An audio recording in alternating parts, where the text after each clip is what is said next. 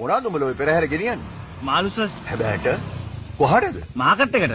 Sir මේ බැන්ඩුගේ වාහන. ඇයි දන්තු වගේ අහන්නේ? අයින් වෙන්න. මොනවාද කිව්වේ? මේ බැන්ඩුගේ වාහන. මම බැන්ඩුගේ මල්ලි. ඇයි? උඹ කවුරුන්ද බඩ මොකද මිනියෝ? ගාන බලන්නේ කන පැලෙන්න.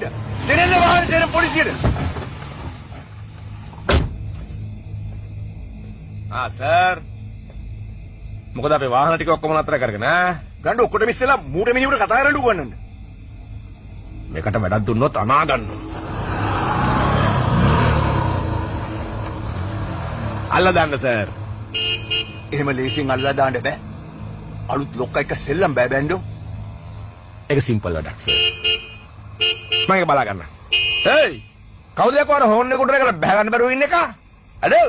එළව පාකෝ. ඒයි මොකද මිනිහ ඕන් ගන්නේ? කටපොක වහගෙන තීන්දුවකින් පළ. පාරමැද්ද වාහන දාපුවම යන්න බෑනේ නේ. තෝ තීන්දුවකින් පළයන් යන්න. මොනවද මිනිහ මුණ බලාගෙන ඉන්නේ? ආයෙත් උඹට කතා කරන්නේ කටින් නෙමෙයි. පළයන් මෙතන. පළය.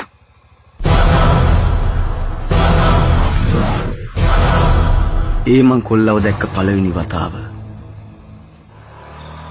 අම්මයි තාත්තයි හිතාගෙන ඉන්නේ ඒගොල්ලෝ අමාරුවෙන් හම්බ කරපු සල්ලි මම නාස්ති කරා කියලා.